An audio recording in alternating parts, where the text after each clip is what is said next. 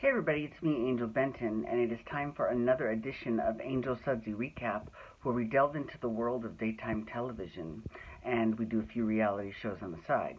And one of the daytime TV shows that we're doing is The Bold and the Beautiful. Now, you know, every week I always start off saying, oh my god, I love Bold and Beautiful, I love Bold and Beautiful, right? But this time, I'm a little bit disappointed in the show this week, because here's why. This whole week was centered around Sally Spectra, which I don't mind. That part I don't mind. I like, the more I see Sally Spectra on screen, the better, because that also means that I'll see Shirley, Darlita, and Saul more too, and I enjoy actually that whole crew. But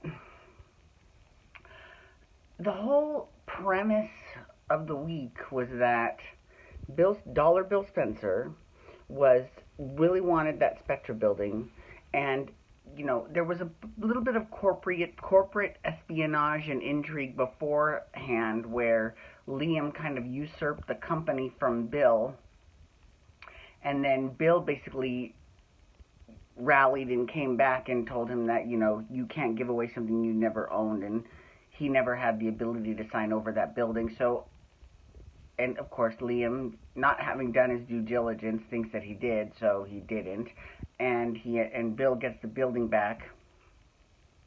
And then now here's the thing, he offers for Sally Spectra to be relocated to a different, more luxurious space and he'll pay for it, which is good. But see, this is the part that I don't understand. And I mean, I get that the longer overarching story is to get Sally and Liam together. Okay, I understand that, because I actually think there'd be a much better match than Steffi and Liam. First of all, why is Bill so hell-bent on one building? Like, that, to me, that just seems, it doesn't seem like a sound business decision. It sounds more like a petulant child, right? Because anybody can anybody can make something of themselves anywhere. It doesn't have to be in one specific place. So the fact that he was so dead set on this one building in downtown Los Angeles, I mean, there are billions of other places that they could, probably even other buildings in downtown LA if he had to be in downtown LA. I mean, that doesn't make a lot of sense to me. But then what doesn't make sense on top of that is that Sally wouldn't take the deal. Girl, I get that this has got a big place with your family, but you're bringing your family's legacy alive through the work. And if they could have been in a bigger space, they would have been. So you need to not think about honoring your Aunt Sally. You need to think about honoring her company, and if that means moving to a bigger space on someone else's dime. What? So that's this whole thing. So Bill is intent on blowing up the building. Liam is like, you know, we're not going. You're missing the point. And I'm thinking, you're both stupid. You're both crazy. Whatever. Here's what it is. It's sort of lost rooting value for me. I don't care who wins. I really don't, because they're both being idiots.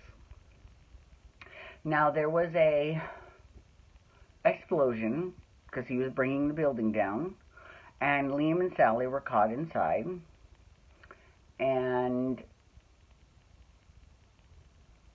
they got trapped under the rubble, and they did share a kiss. Okay. I know this is going to end up being a huge plot point. I can see it already. But it wasn't even like a tongue kiss. It was just a kiss, right? So who cares?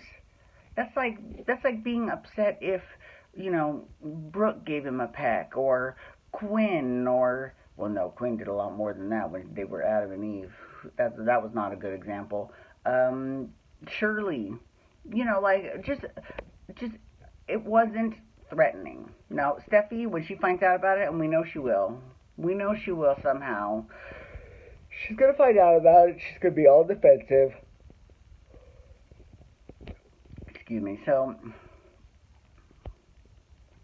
So like I said, this whole thing is just, it's a little bit annoying. And what's annoying about it the most is that it's taking up all of the screen time. Like, if the whole show has all been about, you know, the Liam and Sally show, the Liam, Sally, and Dollar Bill show, and that's been kind of it. I mean, there have been a couple Wyatt and Katie scenes in regards to, you know, Bill and Liam and Sally, and then, you know, obviously there's some Liam and Steffi scenes, but for the most part, and I mean, there is a subplot of Steffi and Bill getting back together. I wish they would just go ahead and do it, because this whole drama, see, it's like, it's almost as if Steffi enjoys the drama, because she should just divorce Liam right away and then go be with Bill. Period, the end of it. Everyone would be happier. Liam would be with Sally. She could be with Bill. Everyone would be happy. Except maybe Katie. But Katie's got Wyatt, so, I mean, I don't know. I just think... So, because I've been gone and traveling so much, I travel a lot. And for business, not for pleasure. I'll tell you when I'm, like, Florida was pleasure, but other than that, I really don't travel too much for pleasure. It's always work. Now, because of that, I haven't been as up to date on my soap opera digests, because most of the time, you know, I'm not. They come in and I'm gone, so I don't even get to read them. So I got the one dated November 13th and the one dated November 6th, and I was reading about them. And one of the things that Carolyn Hennessy, Carolyn Hennessy plays Diane on General Hospital, and she is fierce. Carolyn Hennessy was talking about, so she's the opinion columnist, and 9 times out of 10 I agree with her on almost everything. A couple of things I disagree, and I always point those out. But one thing I do agree with her on is she was not a big fan of the Mateo soap opera storyline either. Now, we had different reasons for not liking it. I didn't like it because they were shoving a newcomer down our throat, which I thought she would actually... that would be the reason she didn't like it either, because she's the same way. She doesn't like newcomers, especially ones with backstories like Mateo. I would have much rather him get slowly ingratiated into the audience's lives as opposed to, oh, okay, I guess you've had this house manager for a while that you interviewed together, which we didn't see. Like, when we miss a lot of the stuff, the audience, you lose a lot of rooting value. So that's why I don't care for the storyline. But she didn't like it because she felt that Sheila was being written too cartoony, if that's possible. Like, you know, Sheila is a incredibly complex villain who goes all the way back to Young and the Restless days. And nothing that she does is very, it's very everything that she does is calculated. And it just seems like this latest plot to get her portrait on the Forrester mantle and to be Mrs. Eric Forrester, it's a little bit hokey. And that was what Carolyn was saying, was that she's like, this is not a storyline for a bad girl like Sheila. You know, this is like something for a lesser villain. So for Sheila, it's kind of pedestrian. And I agree 100% with that. So that's another reason I'm not a big fan of the Mateo storyline. I do love Kimberlyn Brown, and I love that she actually gets along with Rena Sofer, who plays Quinn. They get along actually great. But, and I don't know if I'll vote for her or not. Well, first of all, I can't vote for her because I don't live in San Diego. But even if I was, I don't know if I would vote for her. But I'll wait and see what her platform is, you know. I'll wait, and I need to see who her opponent is, you know. There's a lot that goes into making a decision for voting, you know. So anyways, it doesn't, for me, it doesn't boil down to Republican and Democrat. It really just boils down to who do I think will do the better job in the government and will look out for me and my issues the best. Really, that's all it boils down to. So anyways,